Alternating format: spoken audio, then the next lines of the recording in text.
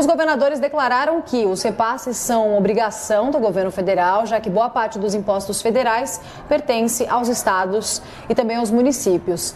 Caio, como é que você avalia essa reação em cadeia que a gente acompanhou dos governadores? A postagem de Jair Bolsonaro passa qual tipo de mensagem para os estados?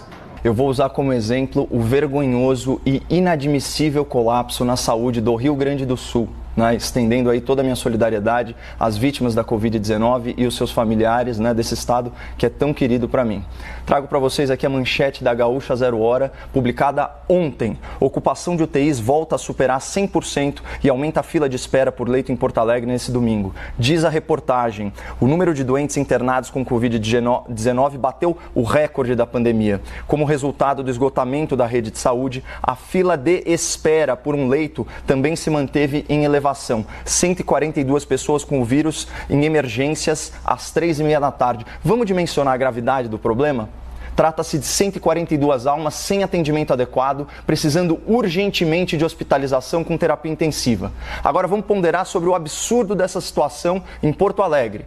Isso acontece numa cidade desenvolvida, com 1,5 milhão de habitantes, que é a 6ª capital com maior IDH no Brasil e governada por um político adulado pela grande imprensa. E aqui eu faço questão de consignar a minha profunda decepção com as manifestações recentes do jovem governador do Rio Grande do Sul. Dia 25 de fevereiro, numa declaração no mínimo infeliz, o senhor Eduardo Leite afirmou por escrito, aspas, não tem como expandir muito mais os leitos de UTI. Até porque 60% das pessoas que vão para uma UTI, infelizmente, não sobrevivem. Leito não é garantia de não perder a vida.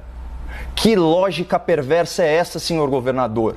E os 40% dos pacientes que sobrevivem, graças ao cuidado intensivo, eles não valem o esforço, eles não valem o investimento em mais leitos de UTI? O seu compromisso constitucional não é garantir que as pessoas sobrevivam, é garantir que elas não morram por falta de atendimento adequado.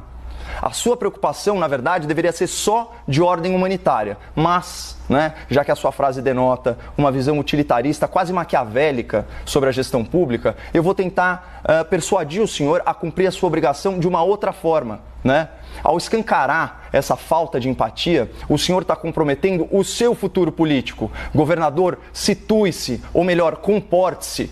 O senhor é um presidenciável.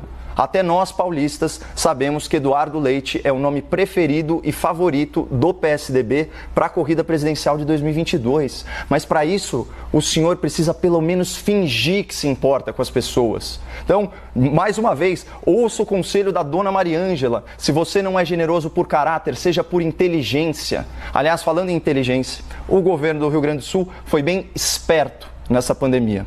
O consultor de empresas, Matheus Bandeira, que é ex-secretário do Tesouro, ex-presidente do Banrisul, ele publicou o levantamento sobre os repasses bilionários recebidos pelo governo gaúcho a título extraordinário de enfrentamento à pandemia.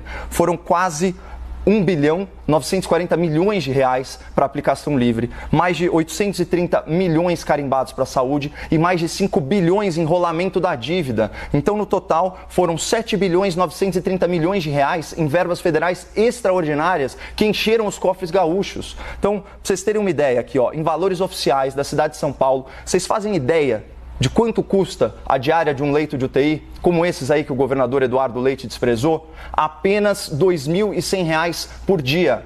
Então, quem enfiou quase 8 bilhões de reais no caixa, podia ter reservado uma parte para cuidar melhor dos pacientes gaúchos, não é verdade? Mas não. O que fez o jovem governador gaúcho, aí com toda a sua jovialidade e esperteza? Ele usou os recursos extraordinários do governo federal para pagar despesas correntes do Estado.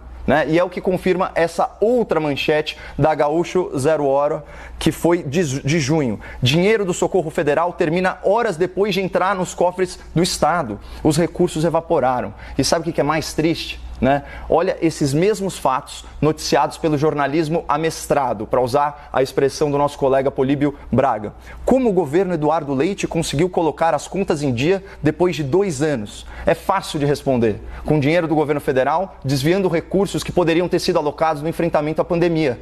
Fácil, né? Só que a conta chegou agora e ela foi cobrada em vidas humanas perdidas na fila de atendimento dos hospitais de Porto Alegre. E esse é só o caso dos gaúchos. Agora, essa lógica, ela se repete por todo o Brasil, né? Segundo o Banco Central, mais de 38 bilhões de reais repassados pelo governo federal sequer foram gastos em 2020 e estão aí recheando os cofres de estados e prefeituras. Muitos governadores e muitos prefeitos se aproveitaram fiscalmente da pandemia, não incrementaram de forma adequada seus sistemas de saúde e agora, com apoio maciço da imprensa militante, jogam toda a responsabilidade da sua negligência na saúde nas costas do governo federal.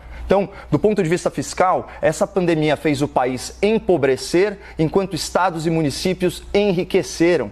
Então, se você quiser ser massa de manobra e automaticamente ficar culpando o presidente da República ou o ministro da Saúde pela falta de leitos em hospitais municipais, em hospitais estaduais, fica à vontade, esse daqui é um país livre. Mas saiba que a sua crítica é injusta e reflete apenas uma predileção política, não a realidade contábil dos fatos.